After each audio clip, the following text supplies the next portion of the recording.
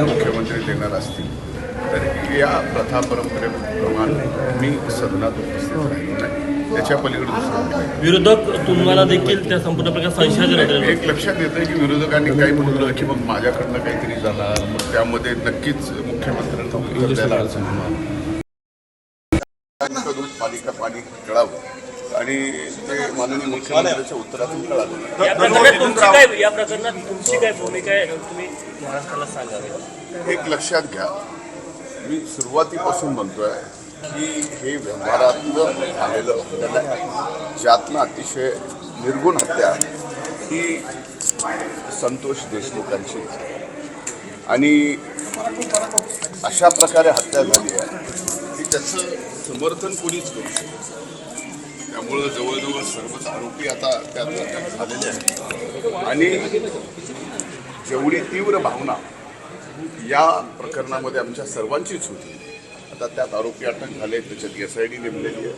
SID नेमल्यानंतर आता याच्यामध्ये फार शेवटपर्यंत याचा तपास होणार आहे. कोण होतं, काय होतं. आदल्या दिवशी जो गुन्हेगार आहे तो आणि त्याचा भाऊ आणि एक पोलीस ऑफिसर हॉटेलमध्ये चहा पित असतानाचा एक व्हिडिओ समोर आलेला आहे आणि तो व्हिडिओही सगळ्या चॅनलवर बघितलेला आहे की ह्या सगळ्या गोष्टीचा तपास आता या तपास यंत्रणेनं काढणं गरजेचं आहे. मकोका लावण्यात आलेला आहे आणि गुंडगिरी कुठेतरी संपवायची असे नाही. यामध्ये मकोका लावण्याच्या बाबतीमध्ये माननीय मुख्यमंत्र्यांनी जे काही बोलले या प्रकरणातच मकोका लावायचा आहे का आणखीन अशी प्रकरणं बीड जिल्ह्यामध्ये आहेत ज्या खऱ्या लोकांना मकोका त्याही ठिकाणी लागला पाहिजे या भूमिकेचा मी आहे. पण आता जे काय माननीय मुख्यमंत्र्यांनी या ठिकाणी निवेदन या गोष्टीवरती केलेलं आहे त्यामुळे स्वाभाविकच सर्वांचं समाधानी झालेलं आहे. विरोधक कुठेतरी आरोप करत आहे, आपलं नाव त्याशी जोडत आहे. माझ्या आरोपाशी माझ्या नावाशी जोडणं, तसा आरोप करणं या सदनामध्ये अनेकदा असे प्रकार घडलेले आहेत. त्यामुळे शेवटी पोलीस तपासणारच आहे. पोलीस यंत्रणा त्यामध्ये आहे.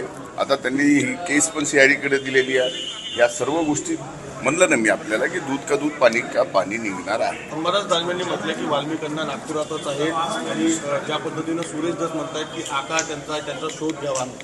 एक लक्षात घ्या, विरोधी पक्ष नेत्यांनी काय बोलावं हे मला सांगता येत नाही. पण त्यांनी हे जरी सांगितलं असतं किंवा नेमकं वाल्मिक कराड नागपुरात कुठं आहे तर तेही पोलिसांनी काम केलं असतं, त्यांना अटक केली. तुम्ही या घटनेकडे कसं पाहता, तुम्हाला काय वाटते, काय कारवाई झाली पाहिजे? हे बघा, या घटनेमध्ये ज्यांनी कुणी या आरोपींनी जशा पद्धतीने संतोष देशमुखांची हत्या केलेली आहे त्यांना फाशी झाली पाहिजे ही माझी स्पष्ट भूमिका आहे.